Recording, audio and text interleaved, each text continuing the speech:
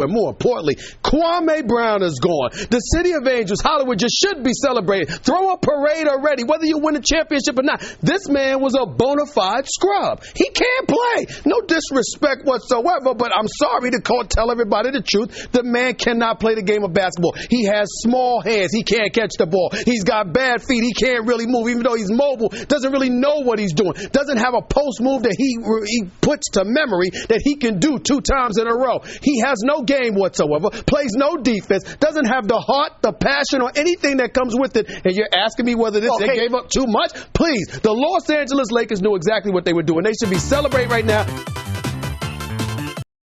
Earlier this week, I came across this tweet, and honestly, that might be the realest thing I've read all year. Like, how are the faces of NBA coverage, people like Stephen A and Shannon Sharp, people who don't even seem to like the NBA anymore? Half the time, they're just recycling back in my day and calling modern players soft, stat padding, or not built like that.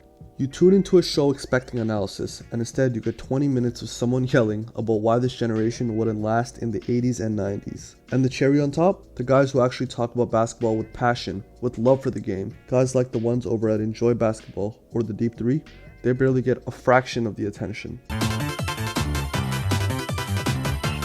The overemphasis of ring culture.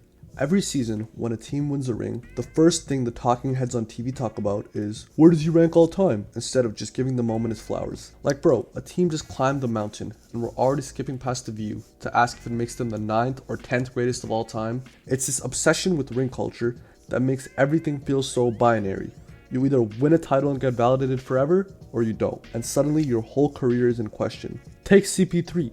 Before the 2021 finals, people acted like his whole legacy was hanging on a single series, as if the 15 years of elite play before that didn't matter. Or Jokic, 2-time MVP, generational talent, but until he got that ring, he don't care enough. He can't lead a team. He loves his horses too much. And then you got guys like Russ, Harden, Peachy, future Hall of Famers easily. MVPs, scoring titles, defensive versatility, triple-double seasons, 60-point games, but because they haven't won a ring, they get hated on like they're failures. Like, bro, not everyone is supposed to win a ring. It's a team game. There are 400 plus players in the league, and only one team wins it every year. That doesn't mean the other 29 teams were garbage. You can't throw out a decade of elite level production because someone didn't win it in June. You're telling me Westbrook's historic triple-double run means nothing, or Harden's 36 PPG season is irrelevant, or PG leading the Pacers toe-to-toe against prime LeBron doesn't count? That's what ring culture has done. It's made people forget how to appreciate greatness, real greatness, even when it doesn't end in a championship parade. And it doesn't stop at ring culture. The media overreacts to everything.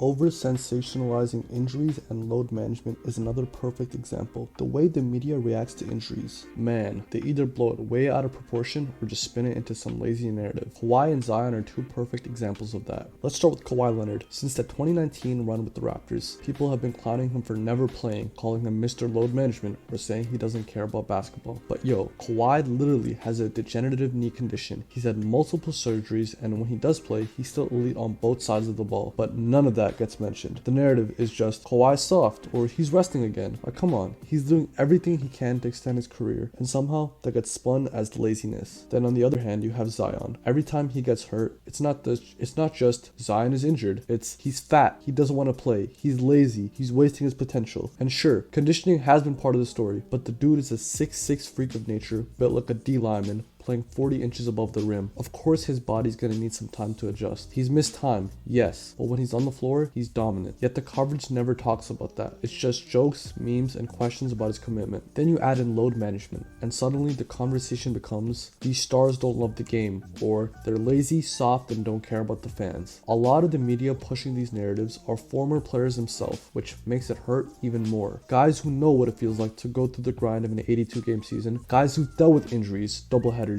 travel, and the wear and tear, and yet they're the first ones to clown on today's stars for load managing. Like, bro, you were literally there. You lived this life before. You know how hard it is to stay healthy and perform at that level every night. But now you're on TV saying stuff like, back in my day, we played through everything, or these guys are soft, they need to toughen up. That doesn't help. That just turns fans against the players, especially the casuals who don't understand the behind the scenes stuff. Instead of educating people about how the game has evolved, they're just leaning into nostalgia and trying to sound tough.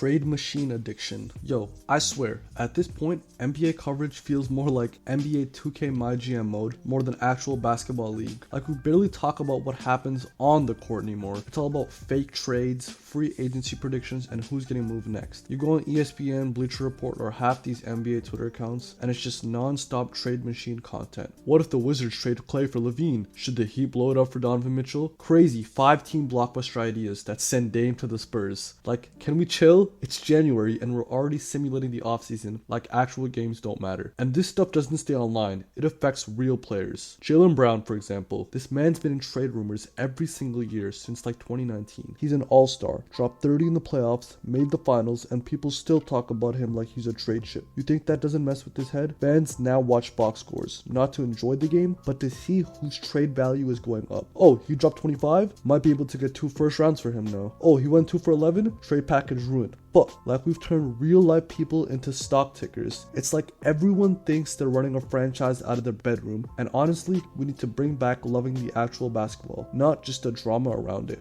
We forgot why we even fell in love with basketball. At some point, it stopped being about the game. Now it's about who gets traded next, whose legacy is on the line every Tuesday night in February, who's sitting out, who's not built like that, and who's getting dragged for not winning a ring in a league with 1 champion and 29 losers. What are we even doing? The way the NBA is covered right now, it's more about content than it is about basketball, more about fake trades than real plays, more about tearing down players than appreciating greatness. And the sad part, it's turning fans off. Not because the league's bad, but because the conversation around it is. We've got some of the most skilled hoopers we've ever seen. Jokic, Luka, Giannis, Steph, even Braun. And instead of soaking that in, the talking heads are just spitting the same tired narratives for clicks. But here's the thing, if you still love the game, the stories, the growth, the moments, you're not alone. There are creators out there doing it the right way, communities that still care, people who still get hype over a well-timed backdoor cut, or a role player dropping 25 off the bench. So maybe it's time we start shifting the spotlight. Less noise, more nuance, less hot takes, more hoop talk. Let's get back to why we fell in love with the NBA in the first place.